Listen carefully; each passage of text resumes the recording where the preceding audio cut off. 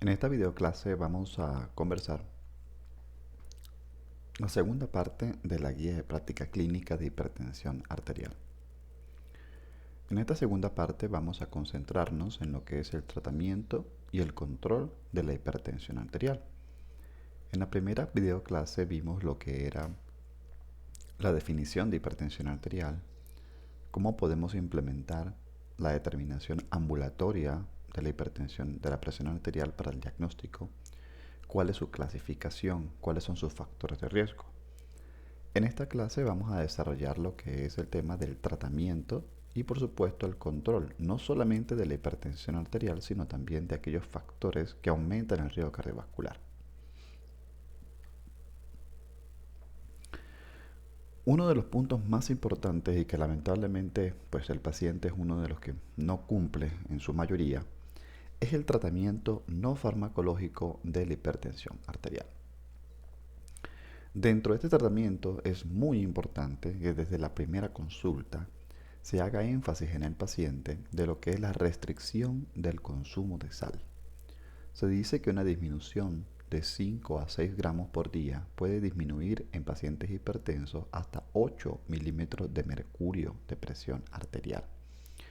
Esto lo hacemos con algunas técnicas muy sencillas, como pueden ser simplemente quitar el salero de la mesa para evitar que la persona coloque mayor cantidad de sal a los alimentos luego de ser ya cocinados, disminuir el consumo de alimentos enlatados ricos en preservantes que tienen gran contenido de sal, disminuir el consumo de alimentos precocidos que también ayudan pues con una gran cantidad de sal para su mantenimiento y optar una dieta que sea una dieta más de punto de vista eh, baja en sal, alta en frutas, alta en verduras, que vamos a ver más adelante.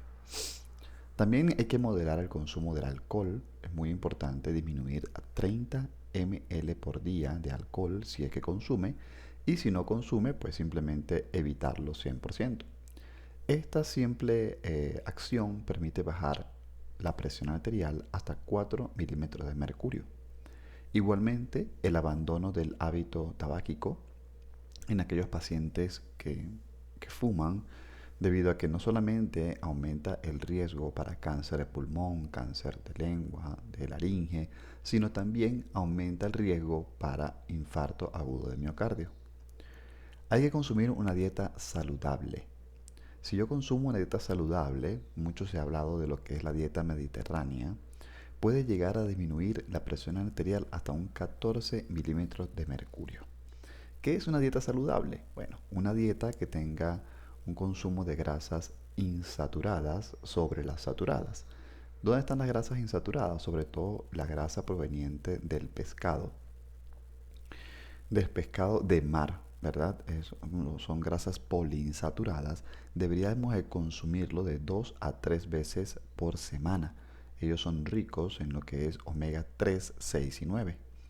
También, ¿verdad? Aumentar el consumo de aceite de oliva, sobre todo para lo que son las preparaciones de verduras o de ensaladas, preferiblemente crudas, muy importante, ¿verdad? Consumir leguminosas, frutas frescas, sobre todo en trozos, no consumir las frutas en jugos, sino sobre todo en trozos. Consumir cereales, frutos secos, que también tienen una gran importante cantidad de ácidos grasos poliinsaturados, y consumo de lácteos y moderado consumo de carnes rojas. Recuérdense que las carnes rojas ya ha sido asociado por la Organización Mundial de la Salud como uno de los factores de riesgo para desarrollar cáncer de colon, y también por supuesto debido al aumento en la concentración de grasas también puede aumentar la dislipidemia y por supuesto la hipertensión arterial. Otro punto muy importante dentro del tratamiento no farmacológico es la reducción del peso.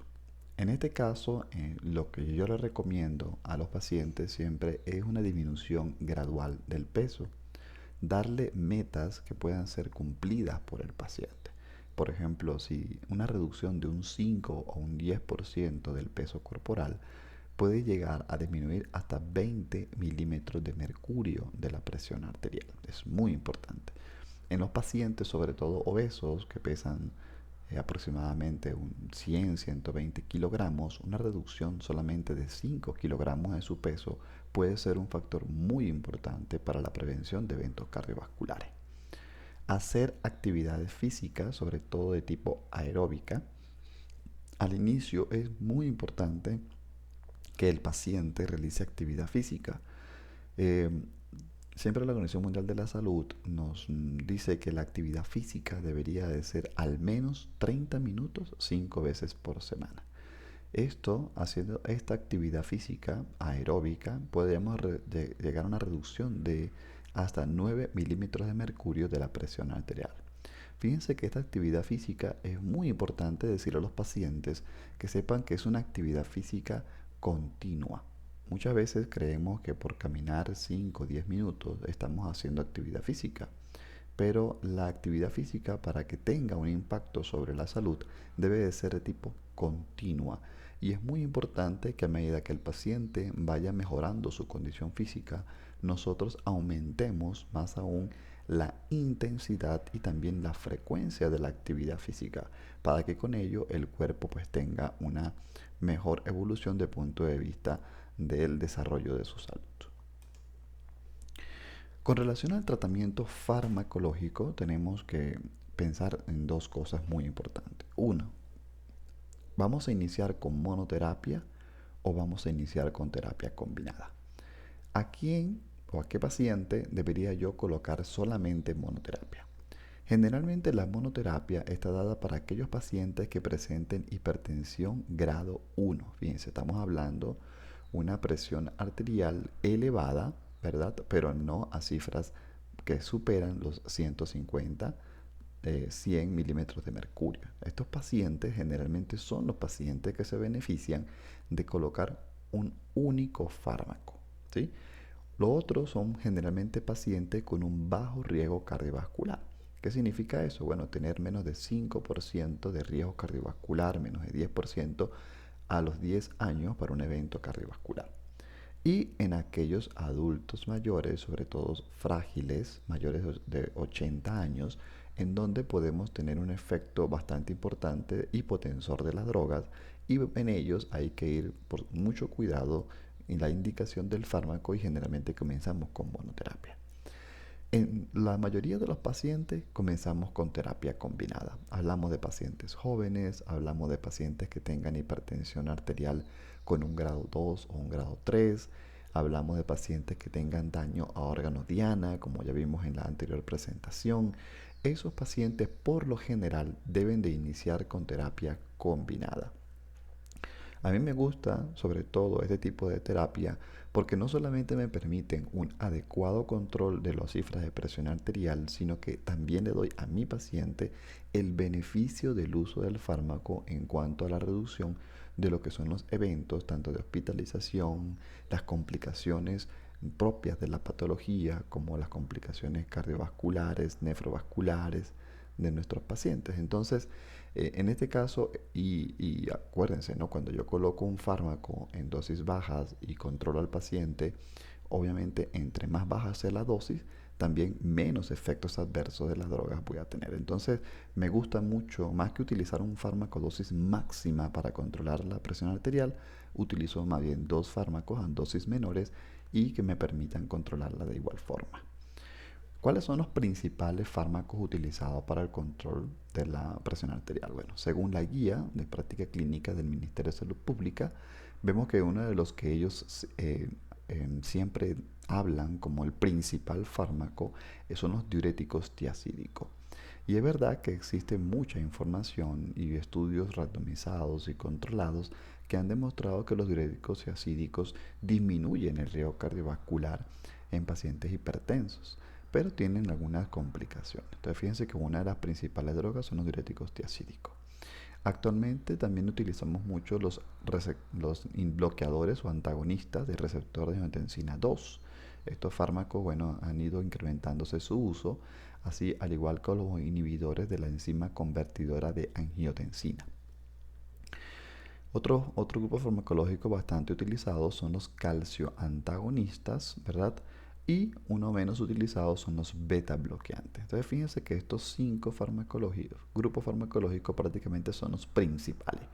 El principal que coloca la guía son los diuréticos tiacídicos. Vamos a ver más adelante cuáles son sus indicaciones y también cuáles son sus efectos adversos.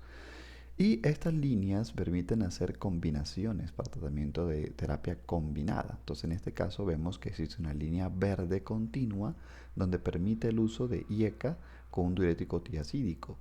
Igualmente de un diurético tiacídico con un calcio antagonista, de un diurético tiacídico con un ARA2. ¿Ya? Es permitido, es una muy buena combinación. Esos son terapias dobles. También puedo combinar diuréticos tiacídicos, fíjense, con beta bloqueantes, pero los beta bloqueantes en este caso es una línea verde pero discontinua. ¿Qué significa eso? De que ellos tienen indicaciones propias, que vamos a ver más adelante. También podemos hacer triple combinaciones. Fíjense, podemos hacer un diurético tiacídico con un ARA2 más un calcio antagonista. O un diurético tiacídico más un IECA o un calcio antagonista. Es una buena combinación. Fíjense que la combinación de ARA2 con IECA tiene una línea roja continua. ¿Qué significa eso? Que no debemos usar la combinación de un IECA con un ARA2. Porque hay estudios que han demostrado que esta combinación no ha generado un mayor control de la presión arterial, pero sí un incremento de los efectos adversos de la droga en los pacientes. Entonces no podemos utilizar esta combinación. En cuanto a los diuréticos tiacídicos, vemos que la guía lo coloca como de primera línea para el tratamiento de la hipertensión arterial. Ellos han demostrado a través de estudios que reducen la mortalidad y los eventos cardiovasculares. También reducen los eventos cerebrovasculares, que en realidad muy pocos antihipertensivos han demostrado ese tipo de eventos. ¿Cuál es el fármaco que tenemos dentro de lo que son las opciones terapéuticas? Son la clortalidona. Fíjense que la clortalidona está prácticamente en todas en los centros de salud, desde el punto de vista ambulatorio, unidades operativas como hospitales básicos y generales. Es un fármaco diurético tiacídico bastante utilizado en Ecuador, a pesar de que tiene bastantes contraindicaciones, pero vemos que sigue siendo primera línea. Viene con una presentación de un sólido oral de 25 y de 50 miligramos. La dosis podemos comenzar con dosis baja de 12.5 miligramos, incrementarla progresivamente a 25 hasta 50 miligramos una vez al día. ¿Cuáles son las precauciones de este fármaco? Bueno, uno de los principales efectos adversos es la hiponatremia. Acuérdense que es un diurético, va a incrementar la diuresis en el paciente. Hay pacientes que son más sensibilizados al efecto diurético del fármaco y otros menos, pero muchas veces el paciente consulta sobre todo por hiponatremia. En los adultos mayores hay que tener cuidado porque este efecto es bastante frecuente. En aquellos pacientes que tengan predisposición a aumento del ácido úrico en sangre, fíjense que este fármaco puede causar hiperuricemia. Entonces, una de las principales precauciones que tenemos que tomar en cuenta. Igualmente, pacientes obesos, pacientes con síndrome metabólico, son pacientes que tienen una predilección a incrementar los niveles de hiperglicemia en sangre. Entonces, fíjense que hay una de las contraindicaciones más importantes de este fármaco, o no tanto contraindicaciones, sino precaución en su uso. ¿Por qué? Porque la clortalidona puede generar hiperglicemia en pacientes con predisposición a diabetes y en pacientes diabéticos. También se ha asociado con mayor tasa de dislipidemia, que obviamente es un aumento del factor de riesgo cardiovascular. Se ha asociado con aumento de crisis lúpicas y en el hombre la impotencia sexual es uno de los efectos adversos que más nos refieren nuestros pacientes. Entonces fíjense que es un fármaco que sí tiene varias precauciones que debemos de tomar en cuenta, que debemos de evaluar muy bien el riesgo cardiovascular de nuestro paciente para poder hacer la indicación y por supuesto generalmente estos eventos adversos se incrementan cuando uno utiliza mayor dosis, o sea, si utilizo la dosis hasta de 50 miligramos por decilitro, esta dosis puede aumentar el efecto adverso del fármaco. Otro de los principales fármacos que yo diría que a nivel mundial son uno de los grupos farmacológicos más utilizados para el control de la hipertensión arterial son los inhibidores de la ECA o de la enzima convertidora de angiotensina. Ellos son la primera línea, sobre todo en pacientes diabéticos, porque en este grupo especial han demostrado muy bien la reducción de la mortalidad y de eventos cardiovasculares. Y también han demostrado que han disminuido la tasa de progresión de la insuficiencia renal, como lo vimos en la guía de enfermedad renal crónica. Los IECAS o este grupo farmacológico se utiliza en pacientes, ¿verdad? Sobre todo pacientes diabéticos, para disminuir la progresión de la nefropatía diabética, ¿verdad? A pesar de que ese paciente no tenga el antecedente de hipertensión arterial. Entonces es muy, muy importante seguir estas recomendaciones. El principal fármaco que tenemos en nuestros centros de salud es el enalapril. El enalapril viene en sólido oral de 5 miligramos y de 20 miligramos. También viene en presentación de líquido parenteral de 1.25 miligramos por ml. Esta presentación la utilizamos sobre todo para el control de las crisis hipertensivas. Las dosis oral de 5 miligramos hasta un máximo de 40 miligramos por día. Acuérdense que entre mayor la dosis, más efectos adversos. Él se puede dar tanto una vez al día como 2 veces al día. Y por vía parenteral damos 1.25, que sería un ml intravenosa cada 5 minutos, con un máximo de 5 miligramos TIT en pacientes para el control sobre todo de crisis hipertensiva, cuando son crisis hipertensivas sobre todo de tipo emergencia, cuando hay daño a un órgano diana. Una de las precauciones importantes de este fármaco es cuando hay la sospecha de estenosis unilateral de la arteria renal. En estos casos vemos que existe más bien un aumento o un incremento en las cifras de presión arterial del paciente con un deterioro de la función renal. Entonces hay que tener mucho cuidado en pacientes cuando hagamos los controles posteriores de función renal y si vemos que existe un deterioro franco, evaluar muy bien esta posible causa secundaria de hipertensión arterial. Estos fármacos están con mucha precaución en el uso en pacientes que tengan enfermedad renal crónica, sobre todo porque ellos pueden ser capaces de provocar hipercalemia, aumentan el potasio sérico. Es uno de sus efectos más importantes y que hay que vigilar los niveles séricos de potasio. También son capaces de causar hiponatremia, pero en menor medida que los diuréticos. Son menos efectivos en afrodescendientes, sobre todo en los pertenecientes a esta etnia afrodescendiente. Ellos tienen un menor control tanto con los IECA como con los ARA2. Por lo general, el efecto farmacológico sobre ellos es menos y por lo tanto no se utiliza mucho para el control de ese tipo de pacientes. Uno de los efectos adversos que vemos con más frecuencia es la tos seca. Es muy frecuente que el paciente pueda comenzar a tener tos al inicio de este tipo de fármaco y no solamente al inicio, sino puede tardar de 1 a 2 meses en presentarse una tos. Es una tos que el paciente refiere como una tos seca, irritativa, no productiva, pero que sí causa bastante molestias al paciente, tanto de forma diurna como de forma nocturna. Y es una de las principales razones por las cuales el paciente no tolera el fármaco. También otros efectos no tan frecuentes, pero sí descritos, son el angioedema. Entonces, cuando generalmente nosotros iniciamos con inhibidores de la ECA, si este fármaco no es bien tolerado, podemos utilizar también los que son los antagonistas de receptores de angiotensina, que vamos a ver más adelante. Otro grupo farmacológico muy utilizado, sobre todo de primera línea, son los calcio antagonistas o los bloqueadores de canales de calcio. En este caso, ¿verdad? Sobre todo los dihidropiridínicos siguen siendo primera línea. Ellos han demostrado, al igual que los otros dos grupos, disminuir lo que son los eventos adversos cardiovasculares mayores. Eh, Son los preferidos, sobre todo, fíjense, en pacientes afrodescendientes, ¿sí? En esta raza vemos que es uno de los principales grupos farmacológicos que debemos utilizar. Se prefieren en pacientes sobre todo cuando tienen hipertensión sistólica aislada. Recuerden el concepto de hipertensión sistólica aislada es cuando la presión sistólica es mayor de 140, pero la diastólica es menor de 90. Esto es bastante frecuente, sobre todo en los adultos mayores. El fármaco en predilección para este grupo farmacológico es la amlodipino, que viene en sólido oral de 5 y de 10 miligramos. Generalmente iniciamos con dosis baja, 2.5 miligramos, y podemos llevar hasta 10 miligramos. Tenemos que tener mucho cuidado en los pacientes cuando iniciamos este grupo farmacológico porque ellos, sobre todo en pacientes cardiópatas, pueden empeorar el control de insuficiencia cardíaca porque producen edema periférico.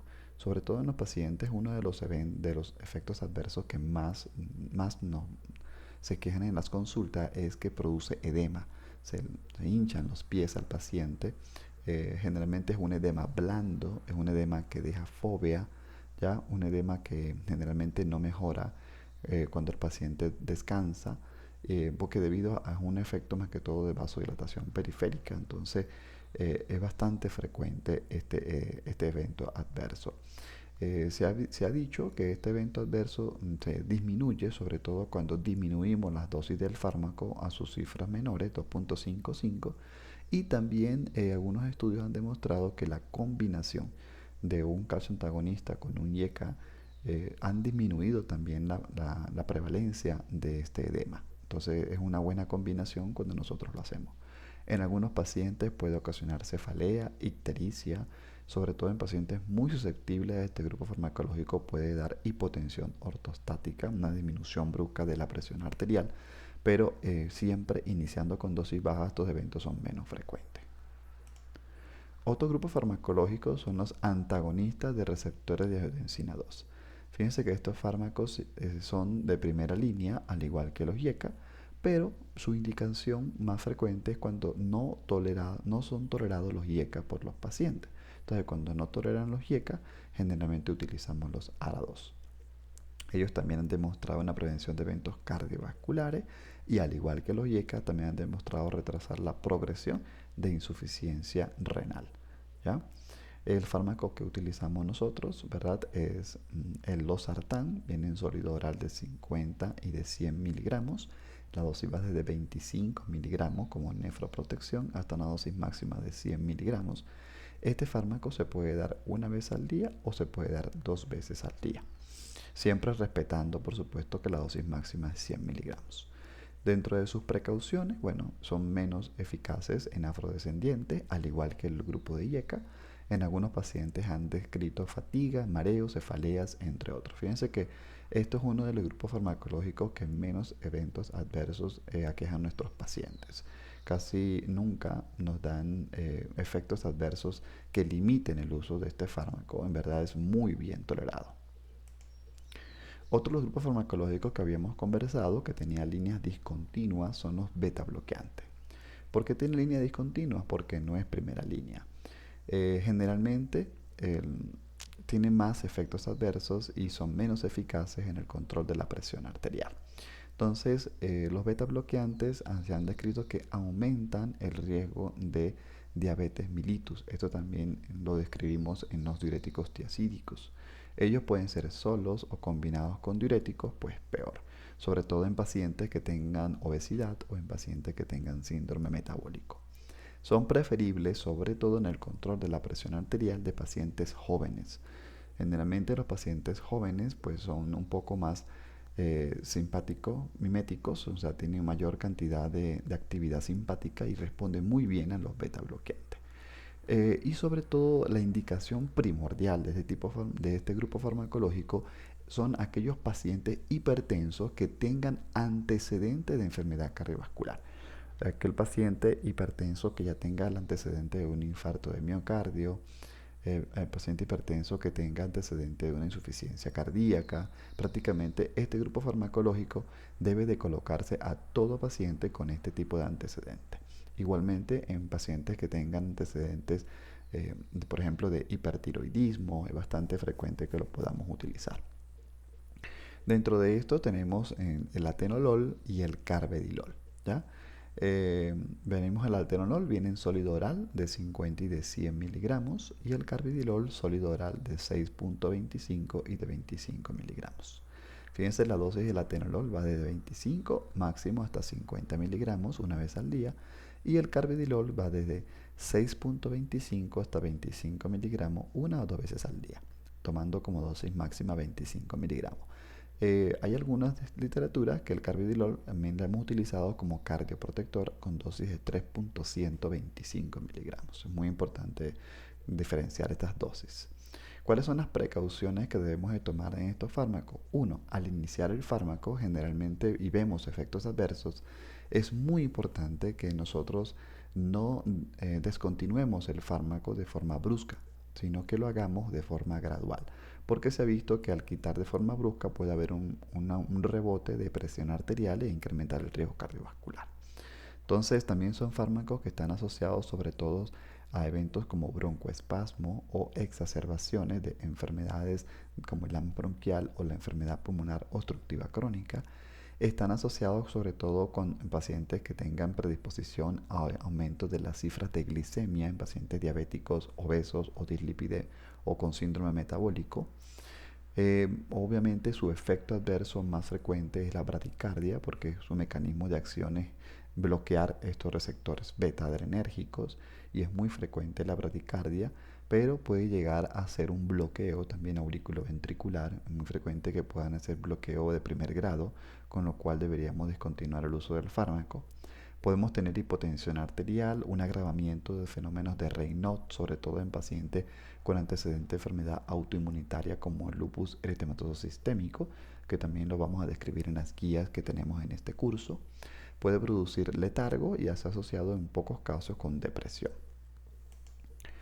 Existen otros fármacos antihipertensivos bueno, son muy usados, sobre todo a nivel de especialización, pero que no son primera línea para el control de la presión arterial. Por ejemplo, tenemos los diuréticos de tipo ASA, donde yo he visto las indicaciones en pacientes hipertensos de tipo de diurético para control de hipertensión arterial. Pero recuérdense que los diuréticos tipo ASA se utiliza sobre todo, la indicación principal es aquel paciente que tiene un mal manejo de líquidos, que tenga edema, congestión, insuficiencia cardíaca, que tenga enfermedad renal crónica. En este paciente es donde nosotros utilizamos la furosemida o la bumetanida como fármacos de primera línea. Diuréticos ahorradores de potasio, igualmente, son fármacos que se utilizan sobre todo en pacientes con antecedentes de insuficiencia cardíaca. El que tenemos nosotros en el cuadro básico de medicamentos es la espironolactona, pero también existe la eplerenona, que tiene menos efectos adversos que la espironolactona. Medicamentos de acción central. Este tipo de fármacos se utiliza sobre todo para el control de la crisis hipertensiva en el caso de la clonidina, que viene tanto por vía oral como por vía periférica, por vía endovenosa, y la metildopa, muy utilizada sobre todo en el control de la hipertensión arterial en el embarazo, que lo vamos a ver en la guía. Los bloqueadores de receptores alfa también son un grupo muy específico que se utiliza sobre todo en aquellos pacientes con antecedentes de hipertrofia prostática benigna. Muy importante este dato. Sobre todo el doxazocin que utilizamos, también el prazocin o el terazocin. Y los vasodilatadores directos, generalmente estos fármacos se utilizan en emergencias hipertensivas, como es el caso de la hidralazina, que se da por vía intravenosa, o el minoxidil. Algunas contraindicaciones, entonces fíjense, los diuréticos tiacídicos, ya lo dijimos, absolutas, produce hiperuricemia, entonces incrementa las crisis por gota. Relativas, acuérdense la hiperglicemia que puede provocar en el paciente, la hipopotasemia, la hiponatremia. Eventos adversos más comunes son gastrointestinales y exacerbación de la diabetes. Entonces, mucho cuidado de nuestro paciente diabético con este grupo farmacológico. Los IECAS, ¿verdad? Absolutas, al igual que los ARA2, el embarazo está totalmente contraindicado, por eso no lo podemos usar. Generalmente cuando producen angioedema los IECA, hiperpotasemia, cuando hay niveles de potasio elevado, ambos grupos farmacológicos están contraindicados, o estenosis de la arteria renal. Están contraindicaciones leves, sobre todo mujeres en edad fértil sin anticonceptivo por el riesgo de embarazo y de sus eventos adversos. También es muy importante ver que son hipotensores, sobre todo los IECA, que tienen un efecto cardiovascular bastante frecuente. Ellos pueden producir una hipotensión bastante importante al inicio del fármaco. Falla renal, tos seca es muy frecuente, persistente, puede provocar un rash o trastornos gastrointestinales. también mareo, hiperpotasemia y angioedema. En los calcioantagonistas, fíjense que ellos están en contraindicación relativa en pacientes con taquiarritmias, en pacientes con antecedentes de edema severo en extremidades, o sea, pacientes con insuficiencia cardíaca o con que tengan mal manejo de líquido. Este paciente es muy importante porque exacerba ese edema. Efectos más comunes son gastrointestinales, el edema, la fatiga. Los beta bloqueantes, las absolutas, fíjense, el asma bronquial, los bloqueos auriculoventriculares o las frecuencias cardíacas bajas, porque incrementan los bloqueos. En estos fármacos también está contraindicaciones relativas a lo que es el síndrome metabólico, ¿verdad? Porque incrementan también, al igual que los diuréticos, lo que es la hiperglicemia, ¿verdad? La intolerancia a la glucosa o pacientes activos. Fíjense que la prediabetes también es una contraindicación. Efectos adversos más comunes son trastornos gastrointestinales, bradicardia, hipotensión, broncoespasmo. Y bueno, muy frecuentemente en nuestros pacientes los beta bloqueantes también están asociados con disfunción eréctil. Algunas situaciones especiales que debemos de tomar en cuenta dependiendo del órgano, ¿verdad?, que esté siendo afectado, órgano diana afectado, podemos preferir ciertos fármacos. Por ejemplo, en el caso de la hipertrofia ventricular izquierda, de la aterosclerosis sintomática, de la microalbuminuria como daño renal o disfunción renal ya preestablecida, en estos pacientes siempre los IECA y los ARA2 son los principales fármacos para su indicación. Todo paciente cardiovascular o de nefroprotección. Aquellos pacientes que tengan un ACV previo, ¿verdad? En realidad no hay todavía un fármaco que ha demostrado, a pesar de que los diuréticos sí han demostrado disminuir sobre todo los nuevos eventos cardiovasculares o vasculares a nivel cerebral. Aquellos pacientes con infarto de miocardio previo, fíjense que los beta bloqueantes también están indicados, muy importante, disminuir la frecuencia cardíaca en pacientes con infartos de miocardio previo. En angina de pecho, igualmente. Insuficiencia cardíaca, fíjense que aquí aparecen los diuréticos. ¿Por qué? Porque generalmente es un paciente con mal manejo de líquidos, los beta bloqueantes, los IECA, los ARA2 y fíjense en este caso los antagonistas de receptor mineralocorticoideo. Hablamos de lo que es la espironolactona. Entonces todo paciente con insuficiencia cardíaca debería de tener un diurético, un beta bloqueante, una espironolactona o eplerenona y utilizar uno de los dos, o un IECA o un ARA2 para su control. El aneurisma de aorta es muy importante en estos pacientes, disminuir la frecuencia cardíaca y la presión arterial, entonces está indicado. En la fibrilación auricular, sobre todo el ARA2 ha demostrado, sobre todo el telmisartán, ha demostrado en muy buen control, sobre todo en arritmias, ¿no? Entonces muy importante, igual que el irbesartán, son fármacos muy importantes. Los IECAs también, los beta bloqueantes y los antagonistas del mineralocorticoideo. Para el control de la frecuencia ventricular, los beta bloqueantes siguen siendo un buen fármaco y los calcioantagonistas no dihidropiridínicos. Para enfermedad renal, ya lo hablamos, IECA ARA2. Para edema agudo de pulmón, generalmente utilizamos el IECA, pero ya en este caso por vía intravenosa. Para hipertensión sistólica aislada, fíjense que los fármacos preferidos son los diuréticos tiacídicos, sobre todo en pacientes ancianos que están asociados a arterioesclerosis, y los calcioantagonistas son también muy utilizados para esta indicación. En síndrome metabólico preferimos siempre los IECA, ARA2 y calcioantagonistas. Fíjense que los diuréticos y los beta bloqueantes no están indicados en este grupo farmacológico. También para la diabetes mellitus es muy importante tener cuidado porque producen hiperglicemia. En el embarazo podemos utilizar la metildopa, ¿verdad?, que ya describimos y vamos a describir más cuando veamos la guía de práctica clínica de hipertensión asociada al embarazo. El beta bloqueante también está indicado con menos efectos adversos y algunos cuidados que vamos a ver luego. Y los calcioantagonistas. Fíjense que ni los ARA2 ni los IECA están indicados en estas pacientes. Y en los afrodescendientes, los grupos farmacológicos preferidos siempre son los diuréticos o los calcioantagonistas. Fíjense que tanto los IECA como los ARA2 pues no tienen un buen efecto farmacológico en esta raza. Algunos tratamientos importantes que tenemos que tomar en cuenta en todo paciente hipertenso. Recuérdense que hacemos el diagnóstico.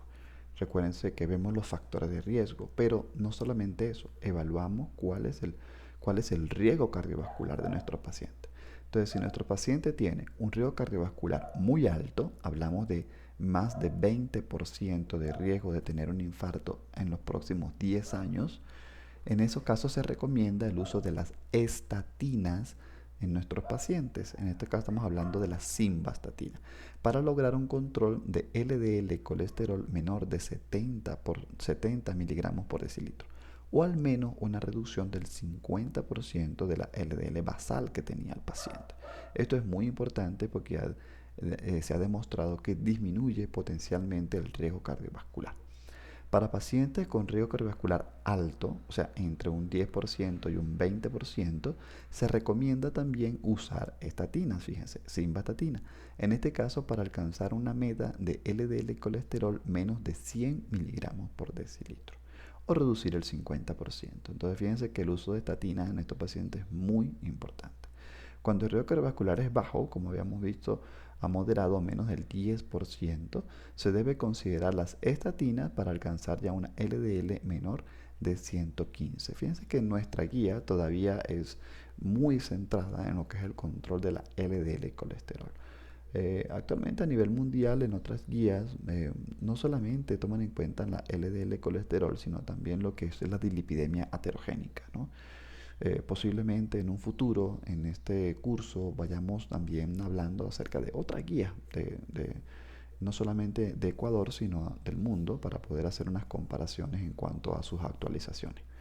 No se recomienda el uso de ácido acetil salicílico para prevención primaria. Esto es muy importante.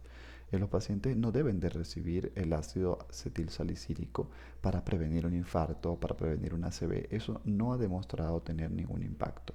Ahora, para prevención secundaria, o sea, para aquel paciente que ha tenido un infarto o aquel paciente que ha tenido un ACV, sí es muy importante el uso del ASA como prevención. No se recomienda los beta bloqueantes en pacientes diabéticos. Fíjense que ahí lo vuelven a decir. Es muy importante que este concepto quede claro. Y sobre todo si el paciente tenga síndrome metabólico, también es muy importante. En pacientes hipertensos con diabetes mellitus que tenga albuminuria, entonces fíjense, diabetes mellitus más nefropatía diabética, ¿no? Que tenga de 30 a 300 o más de 300, hablamos de microalbuminuria o de macroalbuminuria, ¿no? Ya en estos casos lo que se recomienda es un IECA, fíjense, como primera línea. Y en caso de que no se tolere, entonces se utiliza un ARA2. Y no se recomienda los diuréticos tiacídicos en pacientes hipertensos con diabetes, porque pueden pues simplemente aumentar o incrementar los niveles de glicemia sérica. Algunos complementarios de seguimiento que debemos hacer de acuerdo a los fármacos de nuestros pacientes, vemos que siempre debemos hacer un control por lo menos menor de 2 meses de la presión arterial y sobre todo de los eventos, los efectos adversos, ¿verdad?, de las drogas que estamos utilizando para el control de la presión arterial en nuestros pacientes. Una vez controlado al paciente y ya observado que no existen efectos adversos debido a las drogas, pues los controles generalmente se hacen de tipo semestral. Siempre en nuestros pacientes de forma semestral debemos de pedir controles de urea, de creatinina. Recuérdense vigilar la tasa de filtración glomerular, como ya hablamos en la guía de enfermedad renal crónica. Vigilar la microalbuminuria. Recuérdense que este concepto es cuando existe de 30 a 300 miligramos de proteína en orina 24 horas. No solamente nos está hablando de un daño renal, sino de un aumento de riesgo cardiovascular. También medirá los niveles de potasio y de sodio. Acuérdense que sobre todo los diuréticos, los IECAS, los ARA2 están asociados con alteraciones electrolíticas. Entonces nuestros pacientes deben tener siempre controles de electrolitos cada 6 meses. Hay que hacer a todo paciente mayor de 65 años, ¿verdad?, lo que es el test, mini mental test, sobre todo para diagnosticar tempranamente algunas demencias que puedan estar asociadas con un mal control de presión arterial y requieran, por supuesto, de mayor vigilancia del cuidador. Hay que hacer ecocardiograma, sobre todo en aquel paciente con antecedentes de cardiopatía o aquel paciente donde se le haga el electrocardiograma anual y se evidencie, por ejemplo, una hipertrofia ventricular izquierda, ¿verdad? Acuérdense que esto lo vemos a través del cálculo del índice de Sokolov, que es un índice muy sencillo, bien práctico para utilizar. Esto lo pueden ustedes ver luego en el curso de electrocardiografía que vamos a dictar también.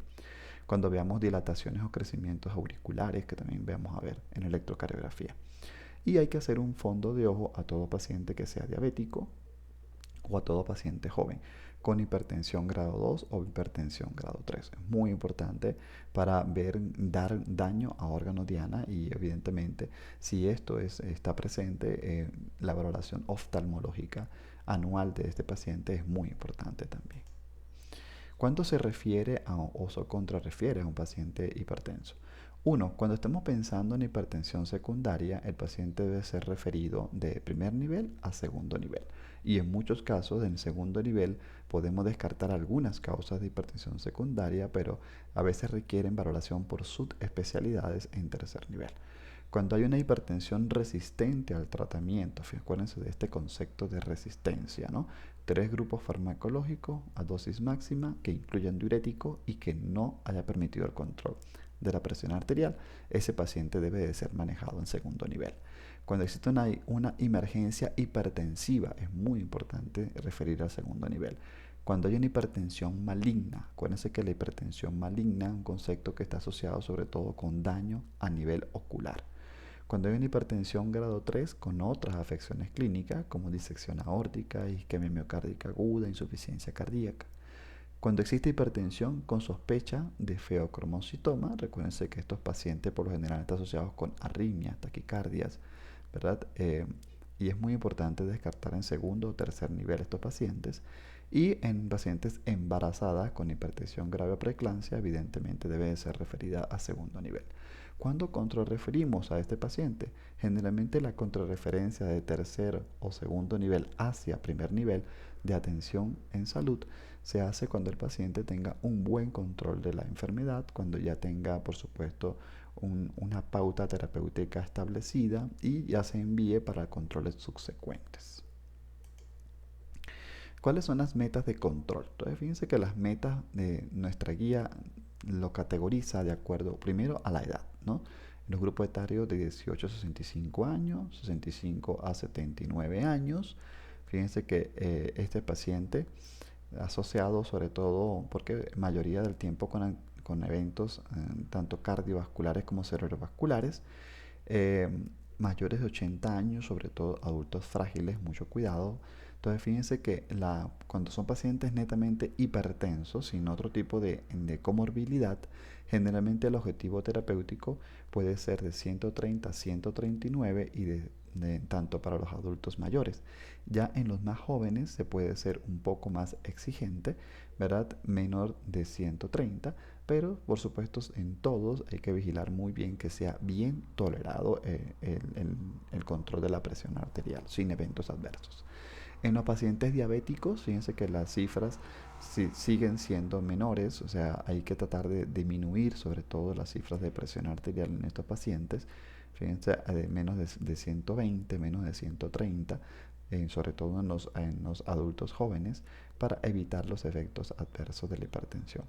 Cuando hay enfermedad renal crónica, el objetivo es menor de 140 a 130, si se tolera muy bien, y sigue siendo para los adultos mayores de 130 a 139, sobre todo en la sistólica. Cuando tengamos un antecedente de una enfermedad ya cardiovascular, fíjense que se hace un poco más estricto el control de presión arterial en el adulto joven hasta menor de 130. Y antecedentes también de un accidente isquémico transitorio o de un ictus. En estos pacientes el control también es estricto, es menos de 130. En cuanto al rango de diastólica, debería ser menor de 70 o a 79. Sería como una meta de control.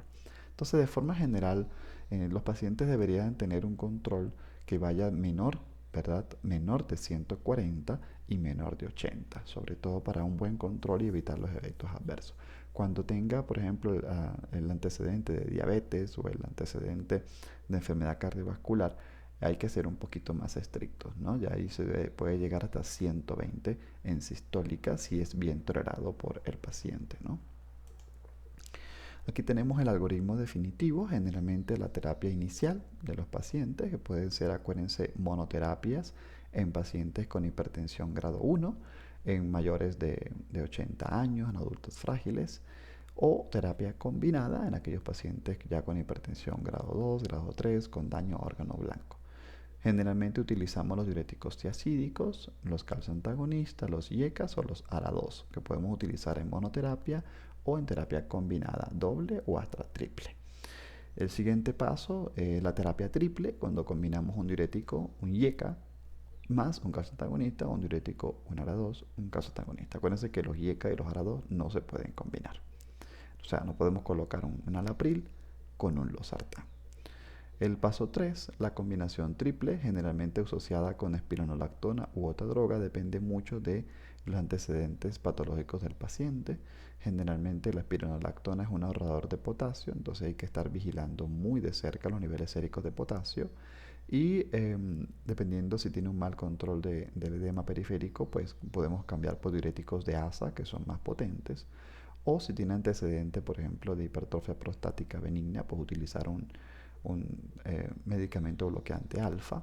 O si tiene antecedentes de infarto, utilizar un beta bloqueante. Entonces es muy importante evaluar esto, ¿no? Entonces los beta bloqueantes, considerar el uso de estos pacientes, ¿verdad? Cuando existan consideraciones específicas, ¿no? Sobre todo falla cardíaca, angina, infarto, fibrilación auricular, mujeres jóvenes que planeen un embarazo o que estén embarazadas, ¿no? Tiene sus contraindicaciones también en el embarazo que vamos a ver en la próxima guía de control de hipertensión arterial en el embarazo. Muy bien, entonces esto es la videoclase correspondiente a lo que es el tratamiento, las metas de control, seguimiento del paciente con hipertensión arterial. No queda más que agradecer por su asistencia, espero que haya sido de su agrado y esperamos que puedan seguir disfrutando de este curso, así como también participar en el próximo curso de electrocardiografía y de rayos X de tórax que serán publicados a posterioridad. Muchísimas gracias por su atención.